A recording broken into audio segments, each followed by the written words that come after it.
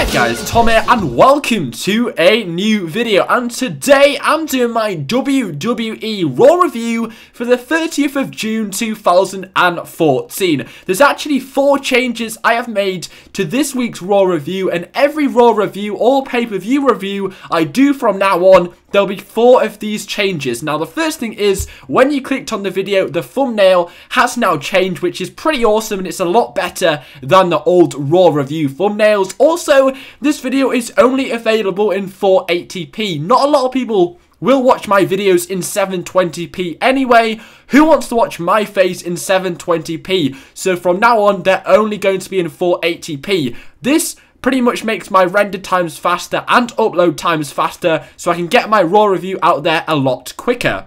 Also, another change I have made is that you can actually get a link to Monday Night Raw. If you follow me on Twitter, I will tweet you a link to watch Raw in HD. Also, lastly, I'm going to make these Raw reviews a lot shorter. So this week, from now on, I'm going to start talking about the main event of Raw, and then just talk about a few other great things which happened on Raw this week, and that's about it. I'm not going to spend half an hour or an hour talking about Raw anymore. They're going to be about 10 to 20 minutes long now, instead of freaking ages. So let's get on to this and get it done. This is my Monday Night Raw review. Like the video. Can we get 100 likes on this video? Thanks for watching, and hopefully you do in fact enjoy. So, the WWE World Heavyweight Champion John Cena and Roman Reigns teamed up to take on Randy Orton and Kane in this week's Raw main event. And must I say, what a great main event we had this week. John Cena, Reigns, Randy Orton and Kane all in the same ring at the same time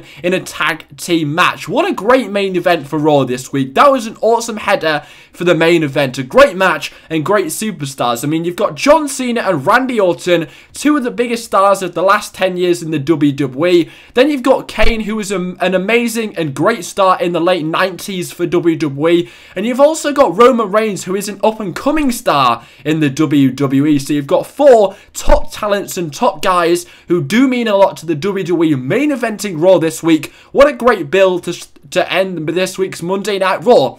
The match itself wasn't anything too entertaining. I mean, it was just your standard tag match. But what happened at the end was pretty cool. So the match kind of ended with Reigns and Randy Orton brawling at the top and going backstage. And then Kane just pretty much took out John Cena with some steel steps, which ended in disqualification. So Reigns and Cena did get the win here, putting over both Reigns and Cena because they picked up the win and gaining the momentum here. But what followed was the most entertaining. So Kane got the job done for Triple H, beating down Kane, getting that kind of heel persona over. And then Seth Rollins comes out ready to cash in. Yes, Seth Rollins tried to cash in on his first time, but Dean Ambrose came out and attacked him to a huge pop. Now, I'm so glad that Seth Rollins didn't successfully cash in at this time, because I do think that we are heading towards Cena and Brock at SummerSlam. And if Seth Rollins was going to face Brock Lesnar at SummerSlam, for a first, that wouldn't be as good of a match or a feud as Brock Lesnar versus Cena. But also, we all know Brock is probably winning at SummerSlam, so whoever faces Brock Lesnar at SummerSlam is going to get beaten. So Seth Rollins would probably get beaten that SummerSlam match, and that's not what you want for a new and upcoming star to get beaten at SummerSlam. Also, I'm not really sure if it's actually Seth Rollins' time to be the WWE World Heavyweight Champion. It was a big spectacle last night at the pay-per-view, whether they should have made him the contract holder. I thought Ziggler was a safer bet, and also he's kind of ready for it and proven that he can be a champion already. So if Seth Rollins was going to cash in last night, that would have been a huge problem, because I really don't think he's ready for that yet. And also, he joined Evolution only a few weeks ago. So if he was going to be the champion and become the #1 guy already, the payoff's already kind of happened, and we haven't really had that build to become the champion yet. That's going to happen later down the line. If Evolution are going to book Seth Rollins to become the champion already, then he's already got that payoff, and he's already won. He's already done everything he wants to do, and it would just be something too soon. And you, as a fan, you want to see that building up, and you want to see that progression. So giving Seth Rollins that payoff already would just be a little bit too soon. You've got to spend time building Seth Rollins up. So I was very happy he didn't actually successfully cash in. And I was also really happy that Dean Ambrose was the one to stop him cashing in. Because this adds so much ingredients to their cash-in, to their feud that's going to probably happen at Battleground. They're probably going to have Rollins and Ambrose in a match at Battleground.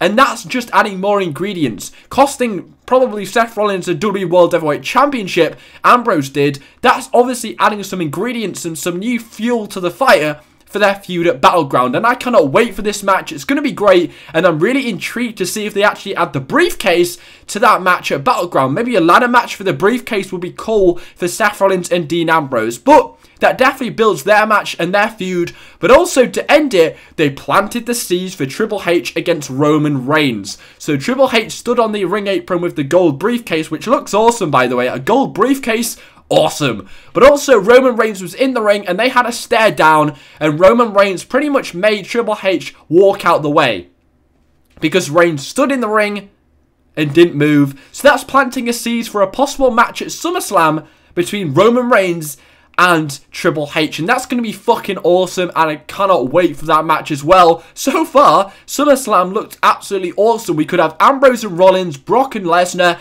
and Reigns versus Triple H. They are three top matches that I'm so looking forward to. And also, we've got to talk, as well as that, which was an awesome segment to end Monday Night Raw, AJ Lee returning. There were rumours she was pregnant. She obviously isn't pregnant because she is now the Divas Champion. I mean, her music hit. Who in the hell thought that she was returning tonight? I mean, who thought it? She, like, disappeared on the face of the planet. She hadn't really tweeted for about 20 days. We all forgot about her. Bang! Her music hits and AJ Lee returns and defeats Paige to become the new Divas Champion. That was not written to happen. What a freaking surprise. I'm a big AJ Lee fan. I marked out. I'm sure everybody at home did. What a freaking great Monday Night Raw moment. I mean, did you expect that to happen? No. And I'm so glad Paige has dropped because she's just been a huge disappointing champion. And I think Paige really needs a proper feud to prove that she can do it in the big leagues. She really hasn't had a proper feud. So now AJ Lee's back and won her championship. We head towards Battleground for probably a Divas match for the championship between AJ Lee and Paige. And this gives them enough time to build a decent feud against Paige and AJ Lee. And hopefully Paige can finally have a decent feud we can get into. And I think her 3-month reign, honestly, has been really disappointing, and maybe she can do some good work with AJ. We'll all have to see. But I'm glad Paige dropped because I've been really disappointed with her reign, and I wish she dropped last night against Naomi, but AJ Lee's even better to drop her championship too, and we can finally head towards a match between AJ Lee and Paige, which we all wanted to see when she debuted the night after WrestleMania. AJ Lee's gone, now she's back, and we're back in business with AJ Lee back as the Divas Champion.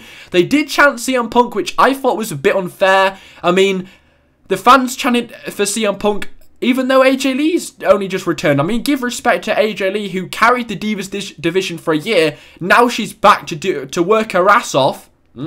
Work her ass off for another, year or another year, and now they're chanting CM Punk. Give her respect. She's returned. We've all waited for her to return for so long. Now she's back. You want to chant Punk? Come on, guys, give her respect. And then another return was Chris Jericho. Chris Jericho returned to confront The Miz. And then, when he returned, his music popped, the crowd went mental, but then the Wyatt family came back, they attacked him, and it ended with a Sister Abigail by Bray Wyatt on Chris Jericho. That's another feud which we'll probably get at Battlegrounds. Imagine the mic work between Bray Wyatt and Chris Jericho. This is freaking awesome. Jericho and Wyatt at Battleground. Wow. Battleground so far looks freaking amazing. I cannot wait for Jericho, Wyatt, Battleground. Settle it there. It's going to be freaking amazing. Who thought that was going to happen on tonight's Raw? Jericho to return, and then the Wyatts attacking Chris Jericho. This will be a great opportunity for Chris Jericho to put over Bray Wyatt and finally give some momentum to Bray Wyatt. He suffered that loss against John Cena, but now there's somebody back to put over Bray Wyatt successfully, and that's going to be Chris Jericho. But I don't care about that. I cannot wait for this build towards this match and the actual match. It's going to be freaking awesome. Who expected to be talking about a Jericho and Bray Wyatt feud at the end of Raw this week? It's going to happen, and it was awesome. awesome moment on Monday Night Raw. This will be a great opportunity to push Bray Wyatt to the main event level. And I also want to talk about John Cena becoming the face of WWE 2K15. There's a new logo for WWE 2K15 with the new W. But also what I wanted to talk about was Cena's actually on the cover of WWE 2K15. Another huge thing that happened on Raw this week. And that is pretty much the cover for WWE 2K15. A lot of people complaining Cena's on there and it's not Bryan. But Cena brings money. If you've got that guy, the #1 guy on the cover, people are going to buy. They're going to purchase the game. What's wrong with that? They're a company. They want to make money. What the hell is wrong with that? To me, the cover looks great. It looks a bit bright. There's a bit too much white on there. We're used to having kind of dark, I'm looking for my 2K14. We're used to having dark covers, but instead of black, there's now white, which does look a little bit different and a new twist on the game. We'll get used to it, but I think it's cool they've got Cena on there. He's good for business, guys. We also had Rollins against Rob Van Dam. Maybe not as good as their match last week on Raw. Sometimes they do rematches, which I don't like because the first match wasn't good. But who's going to complain against another Rollins and Rob Van Dam match? Also, it seems like they're turning Jack Swagger face. He had a confrontation with Zeb Coulter against Rusev and Lana, and it looks like they're going towards Jack Swagger and Rusev at Battleground, and this will kind of be Jack Swagger's first real feud to do with America. But they're now turning him face, and it looks like instead of them going up using their own propaganda and brainwashing people, they're now actually fighting for America. So they've turned Jack Swagger face now, and he's actually going to get people behind him because he's fighting for America and not brainwashing people about his idea of America. And that's the switch they made tonight on Raw. That'll be really interesting to see, and finally a proper feud Rusev can get into. Maybe Swagger will win at the Battleground pay-per-view. I'm really not sure, and this is the first feud we'll get to see with Rusev where it's a proper feud and quite unpredictable. Will they give Swagger the win because he's just turned face, or will they give Rusev the win because he's still coming off that debut momentum? Well, I'll have to see, but it's finally a proper feud Rusev can get into. Swagger and Rusev, two big guys who can do great work in the ring. Cannot wait for that. Also, I've not finished talking about the Wyatt family, who had a great match with the United States Champion Sheamus and the Usos. Now, Usos and the Wyatt family had a great match at the Money in the Bank pay-per-view, maybe the best match of the night. So they kind of did a rematch tonight on Raw, instead adding Sheamus and Bray Wyatt, and yet again, a freaking awesome match. Bray Wyatt has, he's had about, what, 5 best matches of 2014 so far. If you look at the 10 best matches of WWE so far, Bray Wyatt will be 5, 6, 7 of them. He just brings a good match out of anything. Also, the Usos, do they ever have a bad match? Seriously, did they ever have a bad match? This was a great match and finally gave the Wyatt family much needed momentum. I mean, when was the last time they got a big win? Big match, big win. Good job, WWE. Also, I really wanted to talk about the fact that many times in the WWE, you have matches where the loser never still comes off great. And I think Sheamus and the Usos still came off great with a loss here. The match was so good, you forget there was even a loser in this match. And I thought Sheamus and the Usos still looked like gold, even though they lost. Great job, WWE. One thing I wanted to talk about Goldust and Stardust against Rybaxel was actually a lot better than the match at Money in the Bank, and there was only one reason because of this, because Stardust actually controlled a lot of the match. I thought in the Money in the Bank match, there really wasn't a lot of Stardust in the ring, but in this match, we actually saw Stardust's new signature and new finisher. We didn't see that at the pay-per-view, and I really want to know why they didn't do that. But Stardust's, or Cody Rhodes' new signature is basically a disaster kick, but actually it's a clothesline instead of an actual kick. And also his finisher is kind of like an inverted version of the Crossroads. You'll have to see it, but it's basically like, yeah, it's kind of like that, but he doesn't do a twist, and it's kind of like the reverse of a Crossroads. You'll have to see it, but it's a debut of a new signature and finisher for Cody Rhodes. That's what we got out of that. Also, Summer Rae kissed Dolph Ziggler during Fandango and Dolph Ziggler's match. And this is a great opportunity to re-energize the character of Dolph Ziggler, because he really hasn't had any change in his character for ages.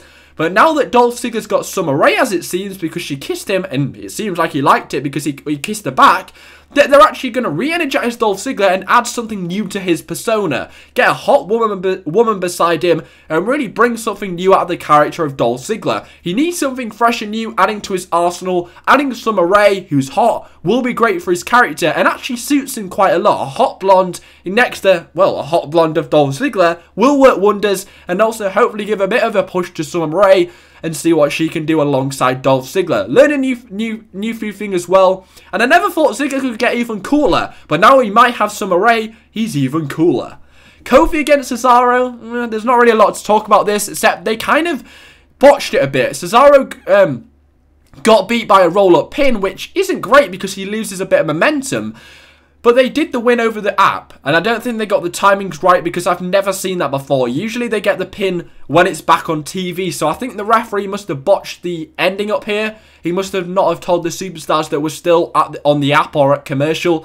So we didn't actually see the ending until it was at a replay. But what happened here was basically Cesaro beat up Kofi Kingston, and they actually went into the crowd, which was actually a cool, awesome moment. We might be getting a Kofi and Cesaro feud, but I'm not quite sure about that. Maybe it'd just be an opportunity to show Cesaro's heel persona here. But they actually showed Kofi Kingston getting tossed over the announce table and hitting Michael Cole. A bit brutal, a bit not really PG really. But also a side of Cesaro we really haven't seen him. Maybe they're making Cesaro a bit more heelish and a bit more brutal that we haven't really seen a side of him for a long, long time. And I like that. It was something fresh and new from Cesaro. The Funkadactyls 2-on-1 took on Nikki Bella. You actually got two positives coming out of this. Now, Stephanie McMahon booked Nikki Bella in a 2-on-1 handicap match for inviting Brie along last night at the Money in the Bank pay-per-view. So that built up the feud between Nikki Brie against Stephanie McMahon. But also, it actually built up the feud between the Funkadactyls because the Funkadactyls got the win. But Cameron wasn't happy that Naomi got the pinfall rather than Cameron. So they had a stare down and a push around, but this built towards the Naomi and Cameron breakup, as well as building the Brie and Nikki and Stephanie McMahon build up. So you got quite a lot of positives just out of one segment, which I quite liked. I'm interested to see what they do with Naomi and Cameron, but what I don't like is she just flipped her character, didn't Cameron just flipped her character. There was no reason why she's doesn't like Naomi anymore. She just changed, and I fucking hate that because there's no reason for her to hate her partner Naomi. She didn't do anything to hate her. She just hates her now. At least do something legitimate and believable, WWE. We can't believe that she's just changed her whole concept or mind on Naomi overnight. Give us a reason to hate Naomi or hate Cameron. Why has she done this? Please tell us. Don't just flip her character. Don't change her from face to heel just overnight. There's just no legitimacy in that. But I'm interested to see what they do with this. Also, one thing I didn't like was Damien Sandow once again.